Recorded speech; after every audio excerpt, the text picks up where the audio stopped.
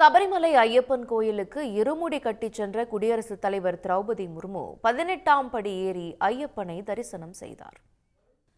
கேரளாவுக்கு 4 நாட்கள் பயணமாக வருகை தந்துள்ள குடியரசுத் தலைவர் திரௌபதி முர்முவை ஆளுநர் ராஜேந்திர விஸ்வநாத், முதலமைச்சர் பினராயி விஜயன் உள்ளிட்டோர் வரவேற்றனர். காலையில் பம்பை கணபதி கோயிலுக்கு சென்ற திரௌபதி முர்மு அங்கிருந்து இருமுடி கட்டி சிறப்பு வாகனத்தில் சபரிமலை சன்னிதானத்திற்கு சென்றார். கருப்பு சேலை அணிந்து சபரிமலை ஐயப்பன் கோவிலுக்கு சென்ற குடியரசுத் தலைவருக்கு தேவஸ்தானம் சார்பில் பூரண கும்ப மரியாதை அளிக்கப்பட்டது. இதனைத் தொடர்ந்து 18ஆம் படி ஏறி சபரிமலை சன்னிதானத்தில் ஐயப்பனை குடியரசுத் தலைவர் திரௌபதி முர்மு தரிசனம் செய்தார்.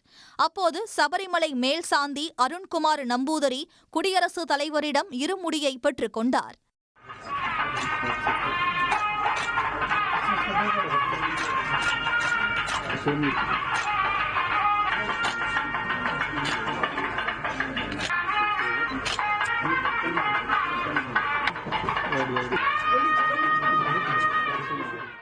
குடியரசுத் தலைவருடன் அவரது பாதுகாவலர்களும் இருமுடி கட்டி 18ஆம் படி ஏறி ஐயப்பனை வழிபட்டனர். முன்னதாக திருவனந்தபுரத்திலிருந்து திரௌபதி முர்மு சென்ற ஹெலிகாப்டர் சக்கரம் பத்தனம்திட்டாவில் தரையிறங்கிய போது கான்கிரீட் தளத்தில் சிக்கிக் கொண்டது. ஹெலிகாப்டரிலிருந்து முர்மு இறங்கி சென்ற பிறகு தீயணைப்பு வீரர்கள் ஹெலிகாப்டரை சிறிது தூரம் தள்ளி சென்று மீட்டனர்.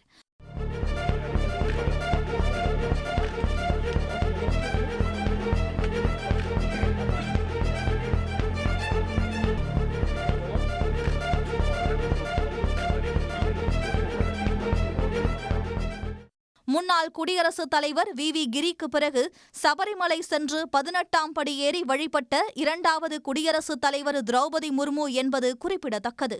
உடனுக்குடன் செய்திகளை தெரிந்து கொள்ள சன் நியூஸ் பெல் ஐகானை கிளிக் பண்ணுங்க.